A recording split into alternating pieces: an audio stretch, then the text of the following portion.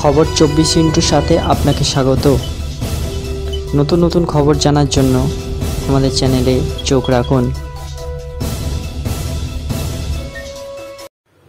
নমস্কার দর্শক বন্ধুরা, স্বাগত আমাদের এই চ্যানেলে। শিক্ষা দুর্নীতি তদন্ত করতে গিয়ে পুরসভাগুলির নিয়োগ দুর্নীতির গন্ধ পায় সিবিআই। অয়নশীল গ্রেফতার হওয়ার পর একে একে সব পর্দা সরতে শুরু করে। সামনে আসে চাঞ্চল্যকর তথ্য। গত কয়েক মাসে কলকাতা এবং দক্ষিণবঙ্গের একাধিক জেলার পুরপ্রধান বা কাউন্সিলরদের দফায় দফায় জিজ্ঞাসাবাদ করেছে কেন্দ্রীয় সংস্থা। এবার প্রকাশ্যে এলো সেই মামলার চার্জশিট। 32 পাতার চার্জশিটে উল্লেখ করল কোন পুরসভায় কত বেআইনি নিয়োগ তথ্য এসেছে তাদের হাতে। শুধু তাই নয়, কিভাবে বেআইনি নিয়োগ হলো সেই তথ্যও সামনে এনেছে তারা। অভিযুক্ত অয়নশীলের সংস্থার হাতেই ছিল নিয়োগের দায়িত্ব। সিবিআই এর অভিযোগ, নিয়মের খাতায় কলমে নাও মানা হলেও বাস্তবে কেউ ধারও ধারেনি। 1850 জন নিয়োগ হয়েছে বিভিন্ন পদে। রয়েছে গ্রুপ সি, গ্রুপ ডি পদের কর্মী নিয়োগও।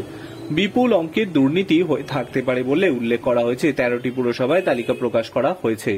সিবিআই এর দেওয়া তথ্য বলছে দক্ষিণ পুরসভায় সব থেকে বেশি বেআইনি নিয়োগ হয়েছে। সেই নিয়োগে নাম জড়িয়েছে এই পুরসভার তৎকালীন পাঁচু গোপাল রায়ের।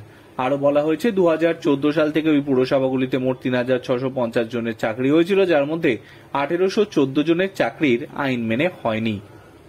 টকি পুরসভা 15 জন নাম আইন মেনে হয়েছে। বাদুড়ি পুরসভা 39 জন, কামারহাটিতে 49 জন, দমদম পুরসভায় 61 জন, দক্ষিণ দমদমে 329 জন, হালিশহর পুরসভায় 39 জন, কাঁচরাপাড়া পুরসভায় 330 জন, নিউ ব্যারাকপুর পুরসভায় 74 জন, টিটাগড় পুরসভায় 221 জন, রানাঘাট পুরসভায় 101 জন, নবদ্বীপ পুরসভায় 1 জন, বিধাননগর পুরসভায় 26 জন, কৃষ্ণনগর পুরসভায় 200 জন, ডায়মন্ড হারবার পুরসভায় 18 জন, উত্তর দমদম পুরসভায় 64 জন, বড়নগর পৌরসভায় 276 জন এবং উলুরবিয়া পৌরসভায় 18 জন।